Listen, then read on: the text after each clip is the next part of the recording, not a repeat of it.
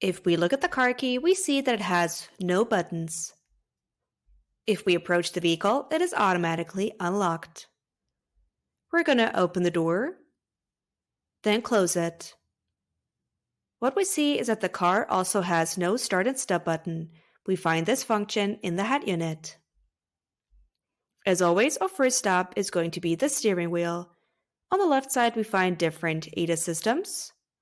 We can switch between ACC and Pilot Assist. We can activate and resume a function. We can increase and decrease the speed.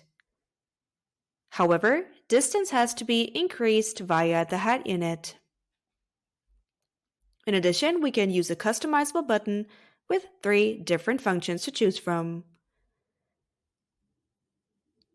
Let's go to Controls in the head unit, then Customizable button. We can select Screen View, One Pedal Drive, as well as speed limit warnings. On the right side, we find Media Controls, Google Assist button,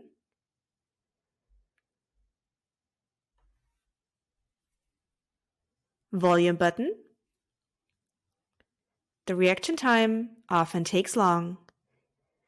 It was the same with ADAS functions while we were driving.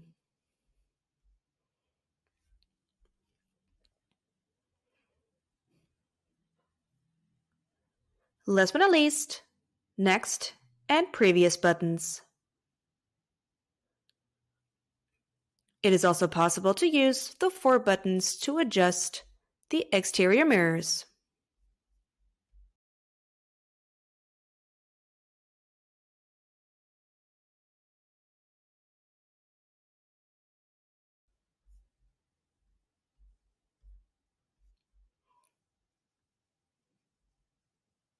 We can select left or right, then use the buttons to move them up or down, as well as fold or unfold and extend.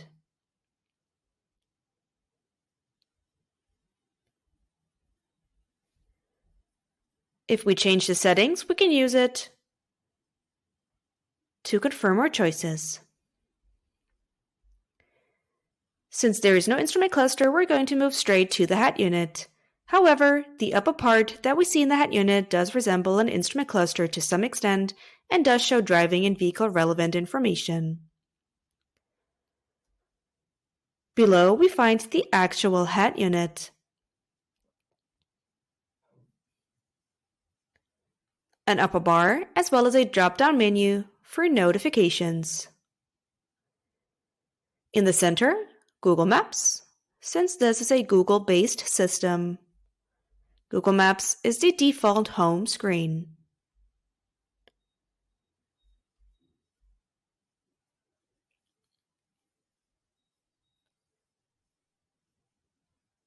Google account, and 2 widgets below, Media. We can switch between different media sources.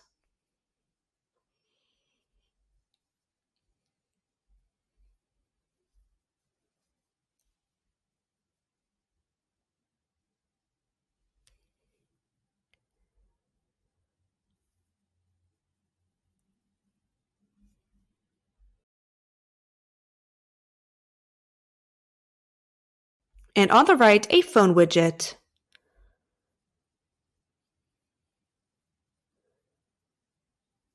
Both widgets cannot be edited or replaced.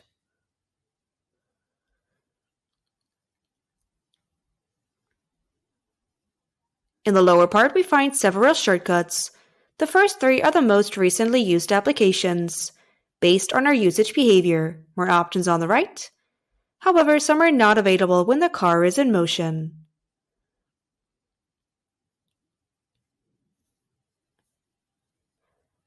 The default shortcuts are not customizable either. In the lower bar, more options. Home,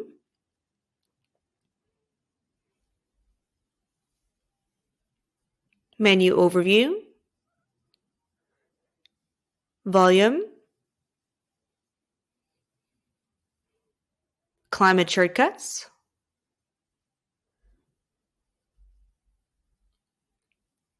as well as different quick controls, including ambience. Also profile settings,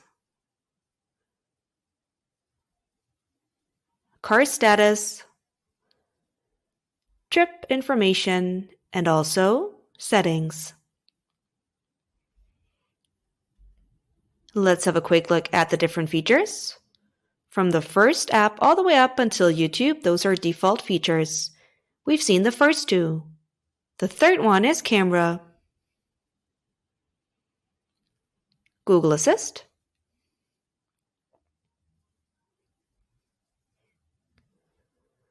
Maps, Phone, and Google Play Store. The store is one of our highlights, so make sure to check the highlight videos for more information. There's approximately 100 apps in this car. This is followed by the user manual and YouTube. After that, a variety of third-party applications such as Spotify, Prime Video,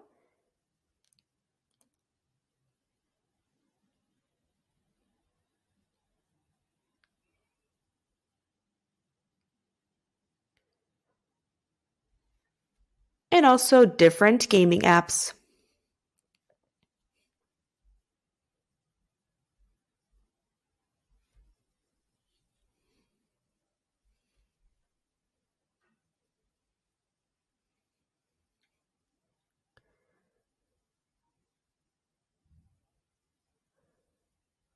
Moving further down, there is no real center console except for two buttons to operate the windows for driver and passenger, as well as rear seat door locks. Moving back up and onto the gear shift, located behind the steering wheel. Push the lever up to put the car in reverse.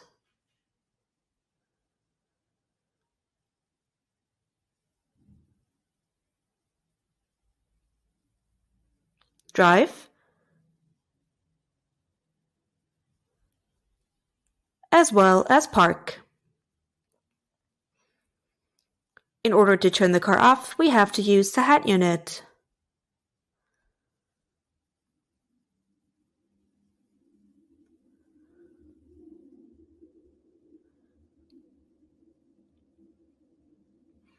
Once I leave the car with the key, it will automatically be locked.